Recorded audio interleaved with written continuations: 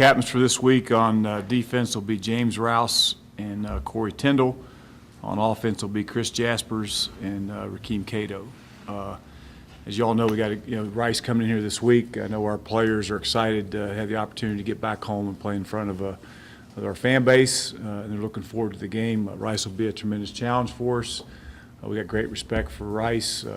Dave has done a tremendous job there. He's won 10 games per year the last 2 years. Of course, won the conference championship a year ago, and has got really good players. And you take a look at that team, they play extremely hard. They're extremely well coached. They're extremely physical, and they got playmakers that can make plays. That one wide receiver, Jordan Taylor, is an NFL guy. Our guys, I remember him from a year ago. We had problems with him a year ago, and Dreyfus Jackson's a quarterback that's a little more athletic than what they had a year ago. He runs a little better, throws it just as well. So it's the same story every week. We're going to face another quarterback that can beat you with his feet as well as his arm. And Bryce Callahan, that corner, they had one corner a year ago that played in the NFL, or is playing in the NFL right now. This guy's just as good. So they got good players. There's a reason that they've won 6 straight. That's because they're extremely well coached, and they got good players that play extremely hard. And they'll come in here and play extremely hard against us. So we're going to have a great week of preparation and get ready for this game. The team has talked about, circling this game because of the way the title game, played out last year, and now it's kind of a rematch.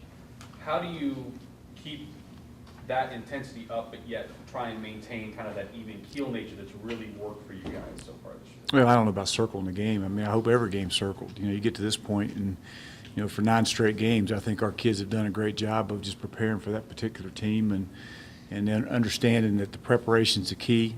As long as you prepare during the week, that's more important than anything else. And the way you prepare on Tuesday and Wednesday, that I talk all the time that the game's won on Tuesday, Wednesday, and Thursday, and by the mental preparation, it takes place up until kickoff. And we've been able to do that for 9 straight weeks, and this game is no different. They're a tremendous team. It's a great challenge for us, but we should prepare the same way we've always prepared, and that shouldn't change. We got to go out there today and have a great Tuesday, because if we don't, we've got no chance. Is the difference in their 6-game streak the way they've been able to stop the run? It seems like they've really made a concerted effort to slow teams down rushing the ball. I think a lot of it. I think the other thing too is that they were beat up early. They lost that game. They haven't lost since the Old Dominion game, but that game they had a lot of starters out of that game, and I think they had 6 starters or something out on defense. So they got their guys back healthy, and but to answer your question, yeah, they play great defense. And always start to stop and run. They do a great job of that. But as I mentioned before, they got guys in secondary that are skilled guys that can make plays too. So. And offensively, that quarterback, he's first year he started. He played a lot a year ago. Played some against us a year ago, so he's getting his feet under him. And they also didn't have that big time receiver first 3 games. So, he's gotten back now, and he's big time. He can play. He's about 6'5", 6'6", and can run. And like I say, he's an NFL guy. Well, if I remember right, they tried to line him up in the slot to get against nickelbacks and guys that they pretty much knew were going to be a size mismatch for him. They line Taylor up everywhere. I mean, they line him up in the slot, and they'll throw bubble screens to him, and he's a load. I mean, you got to get him on the ground, and he'll split brackets. He'll run vertical. He ran vertical. He ran by us a year ago. So, he's a tremendous player, and you'll have to know where he is, because they're going to do it. I think he had 9 catches this past week. So they make a concerted effort to get him the football, and I'm sure they'll do the same thing here on Saturday. Defensively, they offer 2 guys on the outside that's accounted for half of their sacks of the entire team. How important is it to take care of those guys? Like we said, when you're one-on-ones on the line of scrimmage, to set up the run and the pass. Well, they do. They both those kids, I think, have 7 sacks apiece. They both are they're tremendous athletes that can run. And I say it here all the time. They're located in the state of Texas, right there, where there's an awful lot of players. And David's a tremendous coach. He's coached in the state of Texas a long time. He started at TCU, I think, and was at Texas, a couple of other Texas schools there. And he's got great ties there, and they recruit well. They do a great job evaluating talent, and there's an awful lot of players. They're probably, within a couple-hour radius of that campus, they can get an awful lot of players that are good football players, and they've got them. I mean, those 2 ends, as you mentioned, do a great job pressuring the quarterback. But the thing you watch that team play is, and it's probably the best compliment you can ever get as a football coach, is how hard they play. They're going to come in here and play extremely hard, and it's going to be important that we do too. Looks like over the years they've had a lot of walk-ons just play their way into scholarships and be standouts. I was just looking at another player like that. I think Doug, kind of look at us too. I mean, we got a lot of West Virginia kids here that walk on, and look what and not just West Virginia kids. Look what Mendelson's doing, and Chris Jaspers, and there's a lot of really good football players out there, especially in the state of Texas. You can imagine the number of players that are in the state of Texas where football is really good, and it's important to those schools that can walk on and develop and become really good players. So it doesn't surprise me that they have a lot of them. Now, one thing about Rice, costs you a hell of a lot of money to go there. I guess their mom and dads have to have a hell of a lot of money if you walk on at Rice. But, that being said, there's an awful lot of football players there, so I'm sure they got an awful lot of good ones. The last couple weeks, obviously, haven't started out like what you all want to, as far as getting a little bit behind. Against a team like Rice, a team that doesn't make mistakes fundamentally and is a smart team and knows how to take advantage of those situations, how important is it to start fast? Well, you always want to start fast, and that's, we go into every game, wanting to set the tempo on whether it be a kickoff return, and whether it be offense or defense of setting the tone for the game and starting fast. And, for the most part, we've done that this year. Now, we did in the last couple, and that's evident, but we got to try to get back to getting that done because you got against Rice, you better start fast and finish fast and play all the way through the game because they're going to try to do the same thing. They're going to play extremely hard. A nice thing though with the poor start, not getting your offense on the field till the other team ran 90 plays. No panic. No. They came out very workmanlike the rest of the way. There wasn't, you look up and down the sideline, there wasn't any concern in their eyes, and there wasn't a lot of long faces. I mean, they just they knew at some point, and that's what a good team does. They understand that there's going to be some adversity. And for the first 7 games, we didn't have a whole lot of it. We had a little bit, I guess, in that first one, but hadn't had a whole lot of it. But when we have, they've responded well, and that's a sign of a good football team and a mature football team that has learned how to win, which is probably the most important aspect that the team can have. So there'll be adversity Saturday, I guarantee you that. There's going to be some adversity Saturday we're going to have to overcome, and we're going to have to do a great job of doing it. Was that the biggest lesson of last year's game at Rice, was handling adversity? Because things didn't go so well in that game, obviously. Well, we sure didn't handle it very well in that game. There's no doubt. And they beat us, Doug, on all 3 phases, and physically beat us up, to be honest with you. So we understand that, and they'll come in here and play the same way this year. So it's going to be important that we play physical and we play extremely tough and all that to be able to hang with this group, because that's the way they always play. This is going to be a championship type atmosphere, though. Is that exciting, given that obviously this week is very important to Marshall fans, but it's going to be all encompassing this week? Yeah, I think that's what when you get into 10 weeks into the season, this is what you're hoping to still be playing this for. That's what our goal was initially, is, hey, you get 10, 11, 12 weeks into the season, you're playing for championships. And I think, I said all along that you're remembered for what you do in November, and every time you get in November, every game's a championship game. It's like a playoff at that point. So, every game you play is, it's a playoff game, it's a championship game, and you got to approach it that way. And I think our kids will. I think they understand the importance of the game, and so do Rice's kids. So it'll be that type of atmosphere, and that's why I think it's going to be if you want to come watch a great college football game on a beautiful Saturday afternoon, right here will be a great place to watch one Saturday. You have 2 teams that play extremely hard, that are extremely well coached, and going at each other. It'll be fun. That 75 going back on the side of the helmet, is that going to be another rest of the season thing, or is it just something for this? No, probably. I think what we're going to try to do is just that be for the closest game that we play to the actual date of the crash, which happens to be Rice this year. And I'm not going to set that in stone. I would guess my point. I think what we're trying to get done is we'll wear that I think next year it falls on the actual day of the crash. So, we're going to try to do that for every game, and then at that point move on to the next, put the M's back on and do it again next year. So it's a great tribute to, our players like it, and I think it's a tradition that I know Mike and we've all embraced it, and we like what it's all about. How much did just that one symbol, just doing that, really seemed to really energize this group, to push all the way through the rest of the season? How much did just that one symbol, what does that do for the players on this? Well, I think it means everything to these kids, and they understand when you put that 75 on the side of your helmet, it means an awful lot, and they got to give a little. That was an emotional time a year ago, and they understand that you step on the field with that on your helmet, then you better play extremely hard. and they understand that. And we try to do a great job of educating our players from the time they walk on campus of what the history of this program is, and that's just part of the history. And they'll get they'll get another lesson Friday at noon. The entire team will be there, and that's part of what our history and what our story is. And our players embrace it. They understand it, and they understand when you put that 75 on your helmet, you better go play hard. Prior to the season starting during camp, you'll start here and take a jog up to the cemetery. What do you all let the team know at the cemetery, and how important is that for the young guys, the freshmen that are coming in, to sort of show them what's up? Well, we just try to educate our kids on, when kids come in here, a lot of them have seen the movie and they've seen all this, but they don't totally understand our story, what it means, what this football team means to the community and to the fan base and to the school and, to the people that lost people in that crash. And we educate them on that, and it's all part of the learning process. And as you all know, we got, Keith and people from the community that come in and tell our players what they mean and what they play for and what they stand for in this community and represent Marshall University. So, we work extremely hard to make sure our players embrace our story, understand our story, and know what it's all about. So that's just part of the learning process that's going to take place every year, because every year you got new players that join the team that don't know, that have read about it or seen it but don't totally understand it.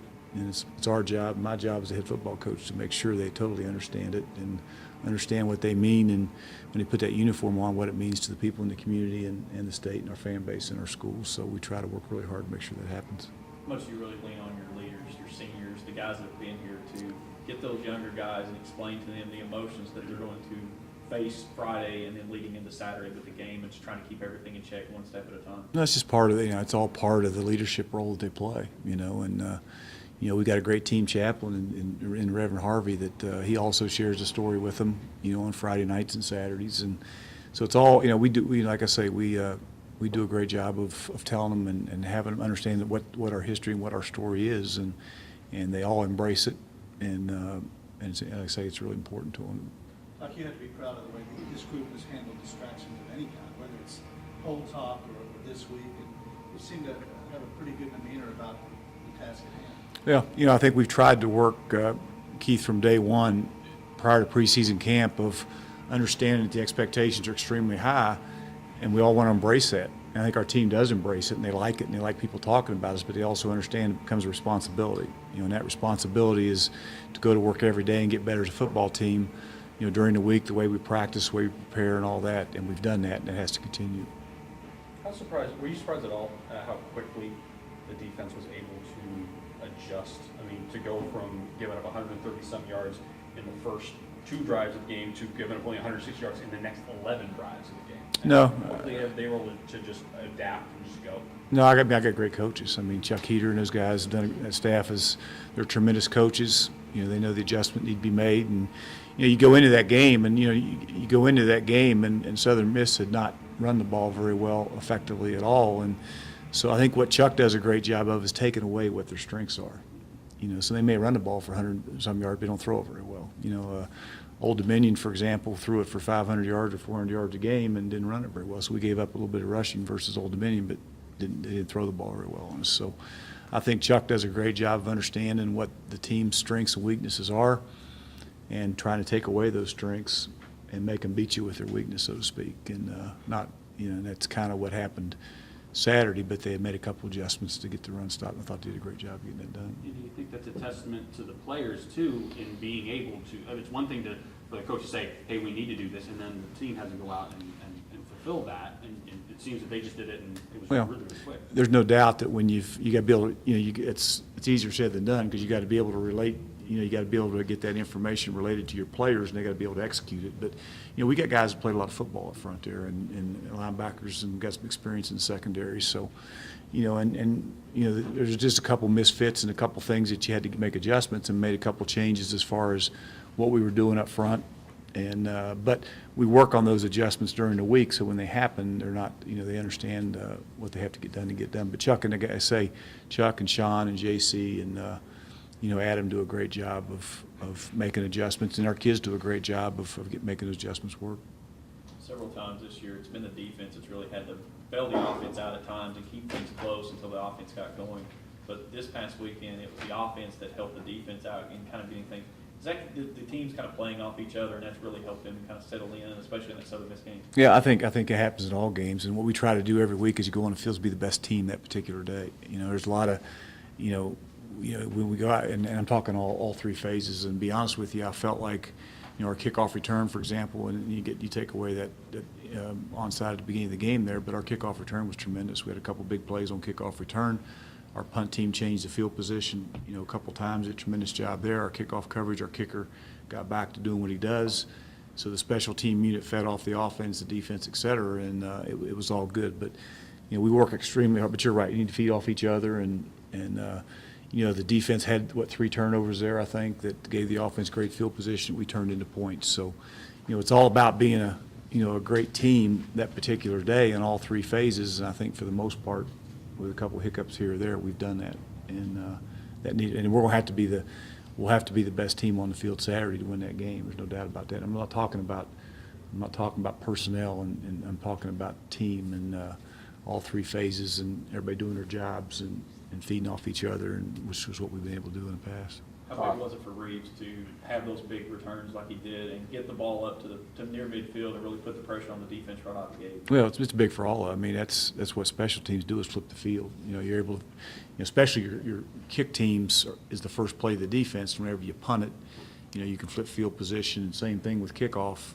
If you're starting back at the -25, it's a longer field for them to have to go. And then, of course, with the kickoff returns, just the opposite. Offensively, we're able to start in their territory or close to their territory a couple times. And anytime you have shorter field, you got a better shot at scoring points. I think we did on all that. I know you said on Saturday you didn't like Devin's body language.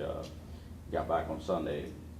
You think he'll be fine? Yeah, he's fine. Yeah, I liked it Sunday. I mean, because Saturday, Watson and Butler looked pretty good. Yeah. Woody, and you know what, and you look back on it, and he probably could have played. But, a guy that hadn't done much for 2 weeks, and stick him out there in that situation probably wouldn't have been fair to him, because he hadn't had the preparation that he needs. And, we're fortunate here to have a couple other backs that can play. So those guys worked hard, had 2 great weeks of practice. And those 2 guys in that game were going to be better than him because he hadn't practiced, so. But he practiced, it's amazing what, if you don't play.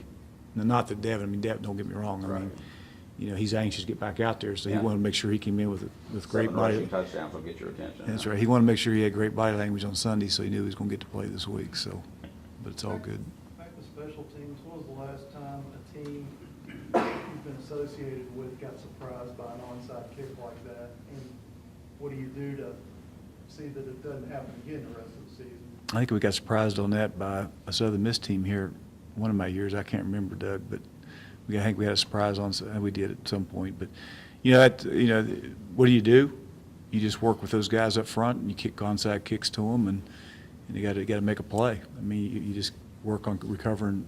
Now, the other thing is, if my man makes a play right there, and we got the ball to +40 going in, you probably not will get that again. So, you got to work and prepare our guys, and we do that. I mean, I'm not going to sit here and say if you come watch, which I know you do, you see us in practice, we work those onside kicks.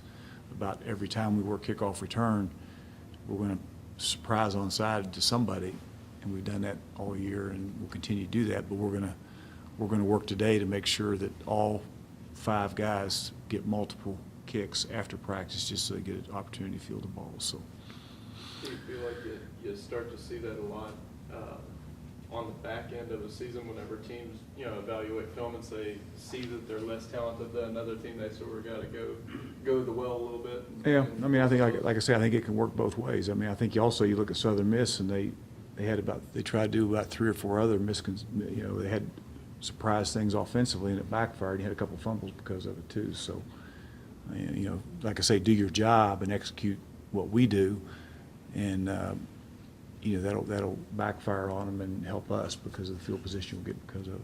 That's something you kind of work through game plan. If you're at the point of the season where teams have those things put away, they can bring them out at any given time. Always be expected, the unexpected. Well, you always work on you always work on fakes, whether it be punt, and whether it be their punt team, or you're working on reverses or throwbacks or something off a kickoff to try to manufacture points, or as you mentioned, their kickoffs. So, we spend a lot of time coaching our guys on what we can possibly get. And we got a few in our bag too. I mean, maybe at some point, maybe we'll do a couple of those, so we'll see. Do you think you're seeing more tricks and gimmicks and things like that this part of the year or this year period than you have in the past? I don't think so. I mean, I think that may be the only, that's, correct me if I'm wrong, but I think that may be the only onside we've. Because I mean, gotten, but, Malcolm even admitted, he's like, look, we knew we couldn't run with these guys, so we had to do things like that. He even said, we were gonna onside kick until they caught one, and after a score, and it just kept going and going until it could. And do you think that at this point, teams may say, all right, if we wanna run with these guys, we might have to be this creative? If they do, we gotta make a play, that's all. We gotta make a play. But like I say, I think if we step up and make a play like we should, then, they probably won't do it anymore, so we'll see. Second half adjustments for them have been pretty good. I think they've only given up like a touchdown or less the last 3 games. And is that a credit to a smart team, a fundamentally sound team, that they can get in the locker room and make the necessary adjustments? Well, and again, a good coaching staff. David Bale does a tremendous job there. He's a super coach, and he's got a great staff, and they've been together a while, and they got really smart guys that play that are good football players. So, they're going to be able to make adjustments just like we are. So, Doc, you gonna watch, Go ahead. Randy's documentary tonight? And if so, what would that do for the program if we could see that? You know what? I don't know if I'll be home in time. We meet on Tuesday night, so I don't know if we'll be finished up by 8 o'clock. I think it starts at 8, doesn't it? But it's a great time. Again, anytime we get the kind of exposure, national exposure that we'll get because of it, it's good for our program, good for recruiting. I'm sure I'll watch it at some point. I don't know if it'll be tonight or not, but. Enjoyed having most of the same coaches back from last year, but David has the same staff year after year after year. I mean, you're kind of envious of that, aren't you? I am, but one thing we've been, and I got a wonderful staff. I mean, we're not where we are without Billy, the offense, and Chuck on the defense. And I got a tremendous staff. But David's he lost his offensive coordinator a year ago to Kansas. Maybe he's probably regretting that decision, but. It was right before you all played them too. No, I think he made the decision, to go there at that point. But